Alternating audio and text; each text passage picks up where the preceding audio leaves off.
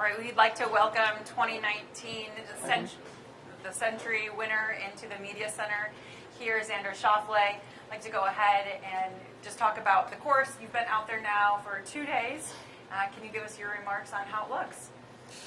Yeah, it's really green. I heard Troon likes it really green and lush, and that's exactly what it is. So the course is in the best condition that I've ever seen it in. A little bit of rain's made it a bit soft, but hopefully the wind sort of picks up and the balls start to roll into those spots you don't like them rolling in, and it'll make the tournament a little bit harder. You took a little bit of time off here the last couple of months. Can you talk about what you worked on your game and how you feel heading into the 2025 season? Some of the same stuff. I'd say everything I was working on with Chris last year it's still not, it feels like my swing, but it's still something that's a little bit uncomfortable. As long as I'm producing good shots, I feel the confidence to keep moving in the right direction. And obviously got a lot of confidence after some results last year, but some of the same stuff, getting the club in certain positions and trying to move the correct way. So a lot of the same, to be honest. Awesome. We'll go ahead and open it up for questions. We'll start right here with Doug Ferguson. You have a mic, so I thought it was you. We'll go ahead to Brody. Yeah, okay, so you say you're still getting that comfort with your work with Chris. Mm-hmm. You won 2 majors last year. Does that mean that there's even more way to go and even more growth to kind of build on what you're at? I think so. There's certain times when you're trying to push your swing to a certain place, or you stack 2-3 good weeks in a row, and you feel really good. I'd say that was sort of last year was Quail Hollow. Going into Valhalla, I felt really good. The Open is a different beast. You're just trying to keep the ball in play, keep it low, leave it on the right side of the hole with the wind. So 2 completely different sort of styles of golf that cater to different things from your game. But yeah, I'm excited. I'm excited to keep working with Chris and sort of see how well we can put the full swing together. What's a normal length of time when you are rebuilding something as largely as you were? I'm not sure. I've never really tried to.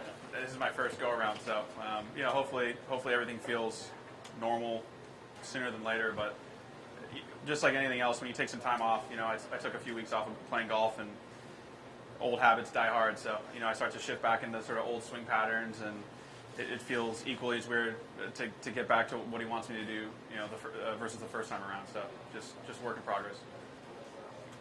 For someone who won 2 majors and had a tremendous year, is there any part of you that feels a little bit under the radar given how much attention there is on Scottie? Yeah, just kind of cruising around right where I want to be. It's a wild time, winning 2 majors and being further away.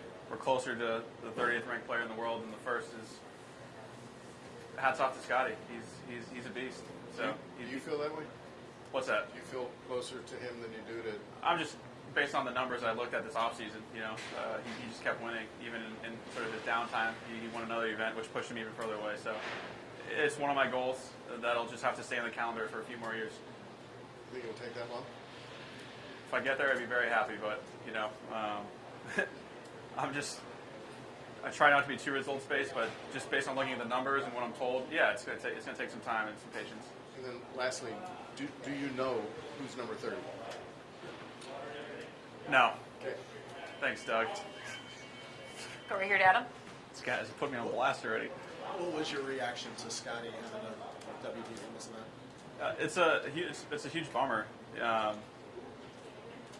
I hope he's okay. I'm here. I heard he was going to be back for American Express. Then you hear he has surgery. I didn't feel too comfortable texting him, saying it's weird because we're competitors, but at the same time, he's such a nice guy.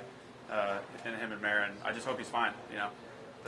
We're a lot better off with him here in Hawaii than not. So hopefully he gets a full recovery and he's fine. When I think 4-win season, then a little low, then a big season last year. How do you keep from having? What do you think you maybe learned from when you did go through a lull that you try to avoid this time and keep winning? It's hard. You probably talked to Scottie about he won 9 times or something like that, or 7 times, or 8 times, or 9 times. I've never done that. I've only won 3 times in one season, never 4. So you don't really focus on the wins. They stack up when you're focused on the little things, and I think that's what the best players do is you focus on practicing and prepping the right way, and then you focus on small shots with your caddy, and then at the end of the day you give yourself a chance on the back nine, and then in those moments is sort of when you feel a little bit more heat and if you're comfortable or not to close. And that takes a little bit of practice, and luckily I got a little bit last year. When you did review your stats, what stuck out? My wedge play sucked. Yeah, it was really bad, really bad. It's golf is tough. It's with my club pitching a little bit more vertical, my backswing, it's not catering to the best wedge. It's great for driver, great for long irons. The stats show that, and then with wedges, it's the club's moving around a little bit, and it's not ideal for hitting a distance wedge. So it's something I'm trying to work on. Still working on it now. Still trying to figure it out. Get the right feel for it. When my shoulders were a lot flatter, the club was way more laid off and shut. I was more rotational. I was a really good wedge player, really good inside 150. And then the club's moving a different way, up more even across, and now all of a sudden I can smoke my driver and a 4-iron, but all of a sudden like a 90-yard wedge is a little bit at times. So just trying to figure that out. Are you overall though good with that trade-off? It seemed to work for me fine last year, so I'm working through it. If I can find something in the middle, I will. But maybe I just need to practice my wedges a lot more. Is that the area you feel like there's most room for improvement to catch closer to Scottie? It's results are results, but yeah, that'd be one area around the greens. Short game is an area that's not bad. It's nothing special that I do. Just good enough. But those are some spots where I could improve for sure. Curious for your review on the new Callaway drivers. Are you going to switch? Yeah, I have all the new Elite Woods in. It probably was. I've been with them. I've been with Callaway for feels like 6 or 7 years now, and I'd say it's probably the easiest. I've been testing the Elite driver for 2 months, and I literally have the exact same driver that they gave me in Vegas as my first look thing they did for their social media team. So it's been such an easy, super easy transition, and I really haven't thought much about it. Looking down, it's good to go. Any other changes? Put new irons in the bag, same ones, and I think that'd be it.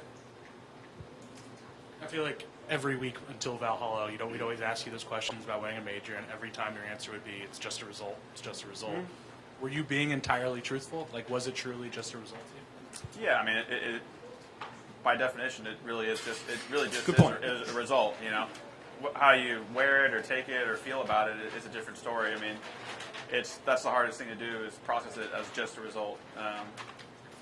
It's very, depending on how you finish a tournament, or if you're in the lead and you lose the lead, or come from behind, it's gonna taste different to you when you process it. But it's cut and dry to think of it that way. But it definitely helps my brain process it that way, at least. And as a process guy, I'm always curious. I mean, in the way you play when you finish fourth versus the way you've played to finish first, is there actually a tangible difference in what you did, or is it just a numbers game where stuff worked out X amount? Yeah, I mean, I think when I analyze it, it's a numbers game. When I'm in it, I try to, I'm not trying to be a robot. I'm trying to get into a certain mindset or flow. That's like my challenge this week is how quickly can I sort of lock back into mid-season sort of mentality. After having a couple months off, it's hard to, you play a lot of golf, but when you start playing tournaments, your ball ends up in weird places. And sometimes, when you see it over and over again, you're like, okay, I've seen this once, or okay, I've seen this twice. It helps when you see it a lot. But for me, starting off, I'm going to get some weird lies, and the first cut are rough, and I need to be able to process it quickly and realize this ball's going to come out with no spin. This ball's going to come out with a lot of spin. Small stuff like that is when I think my brain's the sharpest. And I think you were the one who volunteered last spring the analogy of Scottie's on top of a mountain and you are climbing it each day. Yeah. Is that helpful for you to view it that way, that you have something to chase? Do you think that's better for your competitive? I think so. I mean, we're all pretty competitive. We all want to, beat each other pretty badly, and he's just he's such a nice guy, and I really can't say anything bad about him, honestly. Especially after what happened to him last year. I think that the true colors show when you're facing a bad spot, like when he got arrested. So he's a 10 out of 10 guy in my opinion. So I gotta try and hate him somehow. So if I put him at the very top of the mountain, and he's someone that I need to catch, then maybe that's have to put it in my head. He's got a sharp needle too. What's the worst you've ever taken from him? Scott will only give it to you if you give it to him. So You have to start. yeah, he's a nice dude, but you saw some fire from him. You know, I was really happy the world was able to see that side of him at the President's Cup. You know, he didn't poke first, but he responded. So if you want to mess with Scottie, he'll fire right back at you in the locker room. Have you messed with him? Of course I have. I mess with everybody. And what'd you get back? You know, a handful. Nothing I couldn't handle, but wasn't surprised to get it back either. Some of your best grinding last year was probably that Friday at the Scottish when you were right hovering around the cut line and played hard coming in. Yeah. Why was that important to you? And is it more of just a sign of the consistency and something you're more proud of than people realize? I feel like, yeah, I mean, I feel like I just take it really personally. You know, I feel like you try and shape up your game to a place where, you know, you either win or you don't, and it sort of shakes down to that. And when I was a rookie, I missed a lot of cuts by one shot or Corn Ferry or rookie year on tour, and even when I missed it by one, I'm the guy who thinks he can hole out from the fairway like I did at Riviera to make the cut by one and have to make like a 4-footer in the dark. So it's like there's a certain self-belief in me, and I take that stuff personally when, you know, I'm on the cut line or too far back. And it's a huge challenge that I really enjoy in the game, is when you're sort of there and the pressure's up and you might be in 60th or 70th, but you still have a lot to prove to yourself. Is Tiger's record unbeatable? I can't even think that far ahead. I know that's just a result, but that's in a different category. So I'm just like you said, I really enjoy playing golf tournaments, and when there's a cut line, I enjoy battling that out too. You can't say either one as your answer here. Is there a major that you still need that for the career Grand Slam that you most want to win next? Either one. I'm not picky. I'm really not, you know. Is there one you think suits your game better? I feel like Augusta would be a decent place for me. The redesign has gone more distance biased too, so that could sort of pair into me hitting a little bit further, giving me some edge. I'm always looking for an edge any way I can, so maybe that. But you know, I love U.S. Opens. They're sort of that. Every day at a U.S. Open feels like you're on the cut line. That's just the beauty of that tournament. It's an absolute monster. So again, I'm not picky at all. What's the status of your dad's place over here that he's been working on? Yeah, it's great. Yeah, it's my wife and I went over. We hopped over there for 20 hours. I was with my mom and dad over there, and it was beautiful. We caught a sun. It was a little bit rainy, and then the sun kind of broke out. But it was awesome to just be there. His container's still there. He's got some new equipment, so he's kind of progressed out of the dark ages of, you know, using a hand, machete or something to sort of clear out some area. Got him some heavier equipment so he can make some more progress. But he loves working on the land, and I think he just feels really good, feels healthier, and is just a happier guy. So that makes me happy. Xander, if somebody had told you a year ago in January how your year was going to go, what would have surprised you? Or maybe pleased you. I don't know how you want to look at it. I mean, I would have been pleased if they told me that. I honestly don't feel like I would have been crazy surprised. I mean, I've been very close for a very long time, and I had a really strong feeling after I won the PGA just to really get over that hump that I was like, just give me a chance at another one and I'm going to get it, is sort of how I felt, and then I was able to do that at the Open. So there was this like overwhelming amount of sort of validation and belief that kind of grew in me that, thank goodness, I did it. I can do this again. And so I think that's where you saw that sort of a quick clip of the two. I would think, I wouldn't know obviously, but I would think some players, when they got past that hump and got the first one, I wouldn't say there'd be a hangover of a celebration, but do you think it's normal to be thinking, I need the next one and I need it now? We all have, yeah. I think anyone that plays pro sports, we have some serious problems. So it is like it can be underwhelming at times to where, I think I heard Scottie talking about it to where he's like, he's talking about how great his season is, but he's like, I just want to go home and be, with Bennett and Meredith, you know what I mean? Like right now, versus talking to you guys. It's like, for me, that first one was really, really special, but as soon as that second one happened, I had that sort of moment where I was like, dang it, I got to wait a long time till I can play in another one. And that's sort of like, you don't really, really have to set some time aside to enjoy it with some family, with some friends, share it, appreciate it. But, you know, it was nice that I came in the off season.